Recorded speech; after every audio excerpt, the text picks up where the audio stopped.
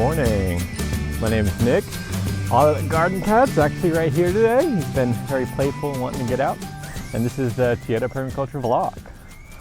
Hope you all are doing well. Just wanted to thank all of you guys, all my viewers, and especially my subscribers. I'm now up to, I think 201, so actually over 200 subscribers.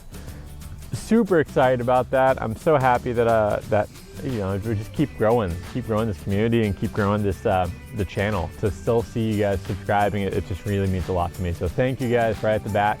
Thank you so much. We're now heading to 300. It'll probably take some time, but that's where we're heading next. So really appreciate everything you guys did to help me get there, and I'm here for you, and I'll continue to be here. So today we're just gonna do a really quick little update. I have a couple little things I want to show you, a couple little topics I want to talk about, mainly how you can use some sort of shade cloth to kind of help your garden thrive in those like hot heat summer days with intense sun if you can't quite get high shade up there. So we're gonna get to that in just a minute, but otherwise let's get started.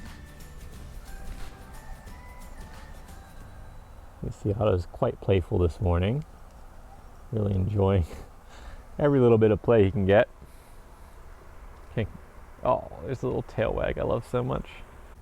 All right, so this week I was supposed to have a consultancy on Tuesday, but it actually ended up getting pushed, so it's actually tomorrow. So it's Friday now, so I'm still going on it, but I don't have any updates on that so far this week. So it's not over, it's still going.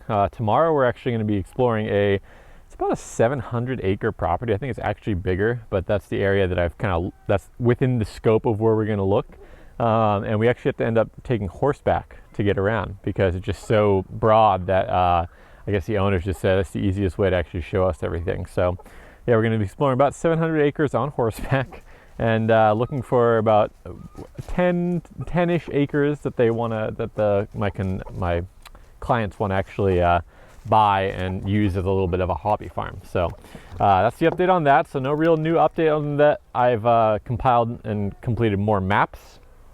So with the mapping, for this kind of stuff, especially at the beginning, really basic maps work really well. So I use mainly for the beginning maps, like the introduction maps, is Google Earth, Google Earth Pro. It is a free download if you have a computer and you have decent, internet service and all that. And it's really nice because you can get satellite images. There's historical data. You can actually click on historical images and go back in time, so you can look at what it's been used for over the years. If you can find contour information online, you can actually import the contour information into Google Earth, so you can actually see contours along there. Google Earth does have some contour features, but it's pretty broad. But what I was able to find is up 5 foot, 2 feet, 1 foot contours. I'm actually able to find those. And then, I just tried to jump up on this barrel here, and it was not closed. So he had a quick fail and jumped right back down. So yeah, that's what I'm using for that. And using the contours just to help us see the lay of the land. And then I find from a parcel data website, I found the actual boundaries of the property, and I just draw that on as well. I just take a screenshot, I do an image overlay, lay the parcel data over there, and then kind of trace it out, and then I have it on within Google Earth itself. So it's quite a lot of steps. If you're using an actual mapping software like GIS or QGIS, ArcGIS, anything like that, all these are pretty much stacked into one program, so it's more ideal.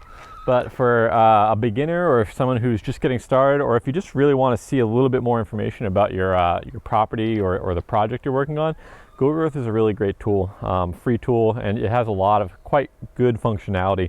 You can draw polygons on there, you can get measurements, you can actually draw like a square or whatever shape your property is and actually see how many acres it is, or square meters or hectares or whatever you're using in your area. So it's a good software to start. Here are the chickens. Everyone's ready for some food. Rooster, bless you.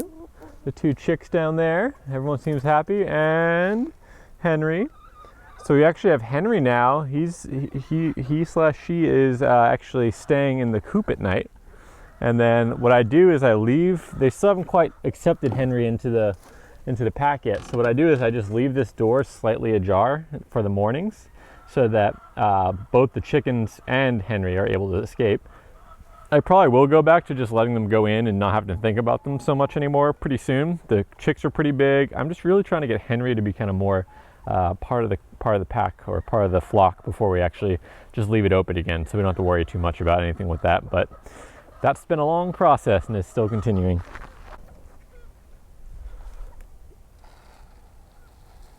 There you go. There you go, Henry. Chicks have their food.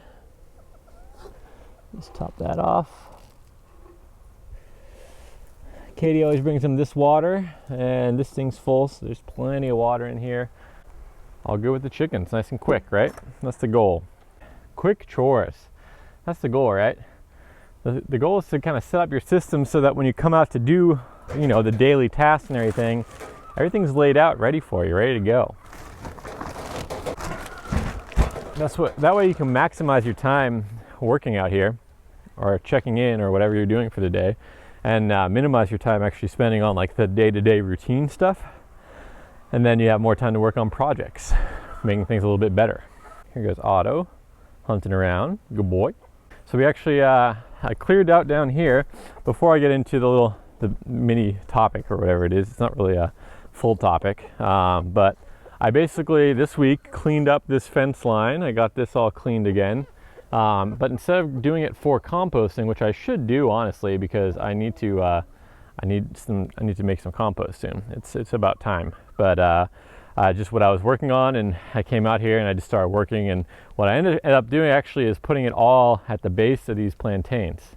So plantains like a lot of nutrient, and they get a decent amount of nutrient down here, because it is kind of like the bottom of the property, and all the excess nutrient from the chicken coop flows right down and hits these. So they actually get a decent amount right here, so I don't have to think about it too much. But what I'm doing here is I'm adding all that extra, all the extra vines, all the extra organic matter that I had, and putting it right at the base of their trunks. And what that does is it slowly breaks down. It's basically just feeding the soil around there. And what it also does is help protect the soil right along at the base of these plantains from the chickens, because the chickens really love to scratch there. This cat's bouncing on the sewer line, the septic. This is the toilet line that goes over to the septic tank. So it's crazy. If you look here, see these are all these coconuts. These are all baby coconuts that are coming, and look at all right here. Look at all these baby coconuts. So this is my little coconut nursery. I actually need to start thinking about moving them so they don't get too root bound here. But they just come from anytime I'm harvesting coconuts from this tree here. I just make sure I leave a few down here so that there's potential for new. And look at that. These are really good coconuts, Filipino coconuts, really sweet. And yeah, people love them, and I do too. So anywho, back to this. We just basically, I cleaned up here and I threw everything down here. This was actually completely bare at the bottom there, because the chickens had scratched so much that it just went right down to bare soil. So that's always the time when you need to add mulch. So you never want to see bare soil. You always want to have either plants growing there or some mulch protecting the soil. Also just cleaned up along here. Mom was very happy because the vines, you can see here, the vines will grow up onto the side of the house there, and they were climbing all up here, all up there. And what ends up happening is there's actually spiders and everything that use the vines as a highway. And while there's still spiders, like they're still going to be there and working. If there's less vines for them to climb onto, then it's less likely there's spiders in the house, which Mom does not like. Most people don't really like spiders in the house, honestly. As long as they're not big spiders, I actually enjoy them here because they're eating all the other insects. So if you can learn to live with the spiders, which is hard, you know, for a lot of people, and I'm not trying to say it's like a bad thing, right? I'm just saying that if you can learn to live with the spiders, there's a lot of benefits to having them around. So slowly we're starting to do that in our house. Down here you can see this is all sugar cane. So I actually had a cane a while back that had a whole bunch of new growth on it, and I just laid it straight across the slope here, right here, because we lose a lot of soil right down here. You can actually see it kind of starts to degrade and go down here. And this is actually a big old slump. So this is where all the excess water flows, and it's taking all this soil with us. So what I did is I put just like a sugar cane, one straight across that had a whole bunch of new growth on it already, and just laid it there, and it's starting to root now. And then we'll have a nice line of sugar cane at the base here to help protect this area and to help just kind of hold the soil up. That's really the goal. We're not trying to, you know, have so much sugar cane, but that sugar cane does a really good job at, you know, helping hold the soil right there, really good at holding that together. But also when we had that big storm, sorry, I'm going back and forth here. When we had that big storm, the winds came through straight this way, and it knocked down all the trees over here. So this will end up being a windbreak as well from any major winds we have from that way, any storm winds. So these guys probably won't be big until next hurricane season, but that's exactly when we want them to be big. And of course, our little mini nursery, that's about to start getting some action again because we're starting to move into the season where it's getting a little bit cooler. Just yesterday, I was remarking at how I was feeling much more comfortable in the evenings because it is starting to be cool again. So quite happy about that. Very excited. All right, so let's get on to the topic at hand, I suppose. I'll just show you the gardens on the way up. Everything's going pretty well there. We haven't really had much rain at all. So it's been pretty, I've had to actually water quite a bit, which I don't love. I really need to get my irrigation all set up and going. That's kind of next on my project to-do list. My big project to-do list is really the actually get the irrigation going. So rainwater catchment and then some irrigation systems. So, you know, who knows how long that'll take, but that's my big project in my head. That's what I need to do next. So, all right, so right here, talking about shade cloth now. So I'm going to lift it up for now, just so we can kind of talk about what's going on. But so this garden right here, this is a whole bunch of bell pepper right here. And what I was noticing is the leaves are really curling. There's a lot of leaf curl like this. And I think that can be caused by a disease, but what I was noticing mostly is that the same bell peppers right down there that were planted a little later, but about the same time, and the ones up here, these guys weren't getting as much leaf curl at all. And or like that curling up, and really it looked like it was just kind of drying out. That's what it seemed like to me. And I knew that it wasn't because there was enough water, because I would water on a regular basis. So what I ended up doing is just experiment a little bit. I bought some of this burlap. So this is just burlap. They make you know, coffee bags out of this, and you know, for the beans, and this is pretty easily found pretty much anywhere in the world, or something similar at least. So this is what I'm using because it is biodegradable, and so once it's kind of seen its time and it starts to degrade, instead of me having to put it into a trash can, I can just throw it into the compost pile. So it just makes me feel a little better about using something like this and purchasing something that was produced in a manufacturing plant, just that I can actually put it back instead of like a plastic like shade cloth, kind of like this here, where when this is done, this is all plastic based, so I'm not going to really be able to do much with it other than you know, throw it away or continue to find a use for it, which will be the goal, obviously. And hopefully I don't need to worry about getting rid of it anytime soon. But this stuff here, it's burlap. I think it's also called hessian in many places of the world. But it's just basically a lightly woven. So what it does is it's basically blocking a lot of the sun, but not all the sun. So the plants below it still get just as much sunlight. It's just taking a little bit of the harshness off of it, which is really good for plants, especially in like the middle of the summer in the tropics, when you have that beating down heat and everything is just having a really hard time surviving. So you can use, I'm using burlap like this, so it's just basically you know, this cloth stuff that has a bunch of holes in it that allows light through, but it is blocking quite a bit of the holes as well. So right after I added this, I noticed that the plants, especially the new growth on these peppers, you see all this new growth? Really nice, fresh new growth, really healthy. This is the old stuff right here, and this is the new stuff. Let's go down here. The old stuff further down, and the new stuff further up. It's not probably much better. You can still see there's a little bit of weirdness going onto it, but I just added this about 2 days ago, so I wouldn't really expect a huge change, but since I've added, I have noticed a change, much less of this kind of weird leaf curl kind of stuff going on. And these guys are much greener and they're much less stressed. They seem much less stressed. And that's the key. You're just trying to keep your plants happy so they can do their full production cycle, so you can get a harvest and then move on, right? So what I'm using this as is a temporary structure.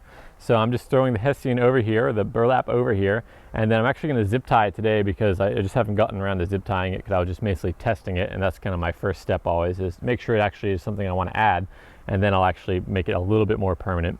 And by permanent, of course, with a with a zip tie, it's just you snip it and it's not permanent anymore, right? So this is a really simple system. Anyone can really set this up. If you do need some basic coverage, what I'm using here is 3/4 inch PVC. There's rebar, what they use for building, and that's going right into the ground. It's like a maybe 60 centimeter, 2 feet ish piece, and I just hammer that in, and then I slide the 3/4 PVC on top of it, and I do the same thing on that side, and then this just creates a nice loop, and the loop just gives us a little bit of structural support that we can use. Do the same thing on the other side, and then on top here, this is just another PVC. This is a 1/2 inch, I believe, and it's just kind of an excess thing that I had, and I just lay that straight across to give me some sort of middle support. So I push that further back because it's also being used as a support to hold up all these peppers, because they were all kind of falling down because they were underneath the tomatoes before. So I actually just use them to help kind of trellis these guys upwards instead of falling over. And so it's kind of serving a dual purpose. And now I'm going to put this burlap over it to give these guys a little bit of a break from that harsh sun. So this is a really good technique if you can't get something really quickly, or if you're just getting established. So my goal is to use high shade in the form of, papaya and the palm trees. These are really good high shade, or the plantains, bananas.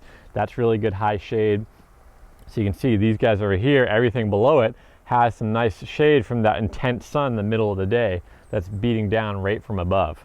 But this area where I do want to have open, the goal is to keep this area open, one, because we do have our clothesline running across here, so I want to make sure we get plenty of sun to the clothesline. But two, I do want to have a bed where it is direct sun, so if I do need things that I want to have in direct sun, I have that. And especially in the winter when it's not so harsh, it's nice to have a bed in direct sun so you can actually get quite a bit of good growth.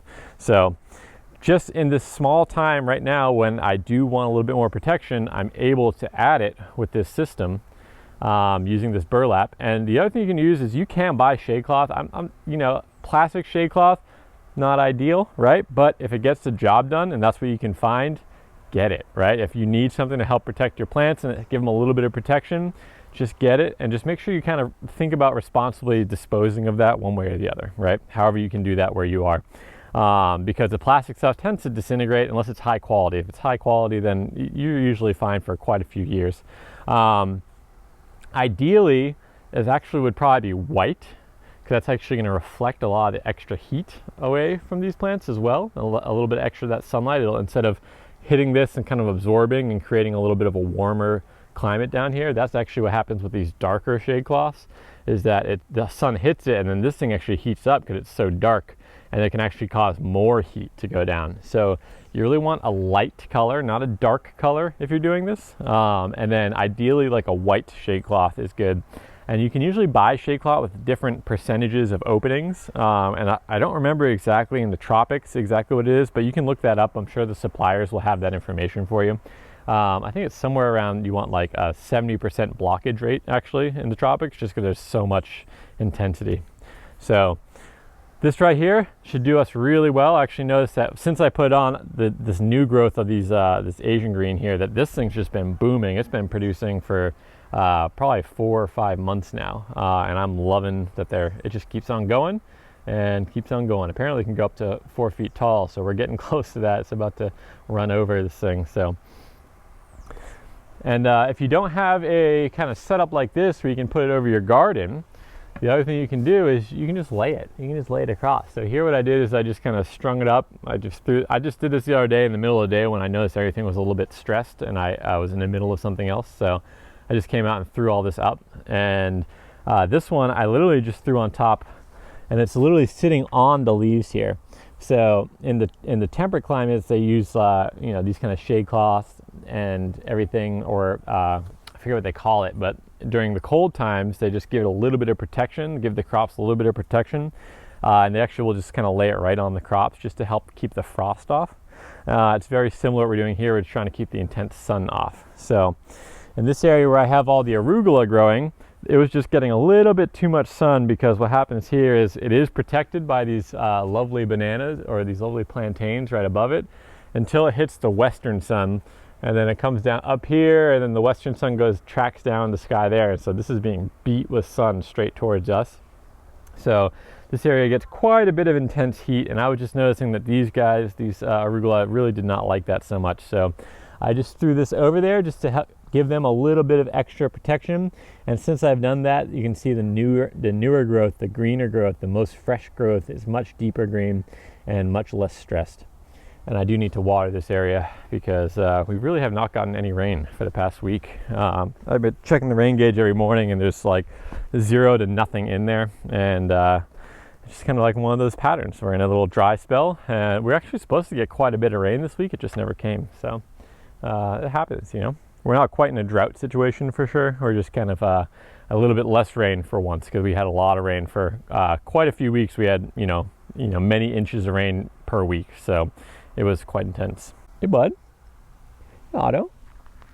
Come and say hi. You come and say goodbye. I'm actually about to sign off, all right? So yeah, I'm just going to continue here, and I'm just going to zip tie this on so it's nice and sturdily on there.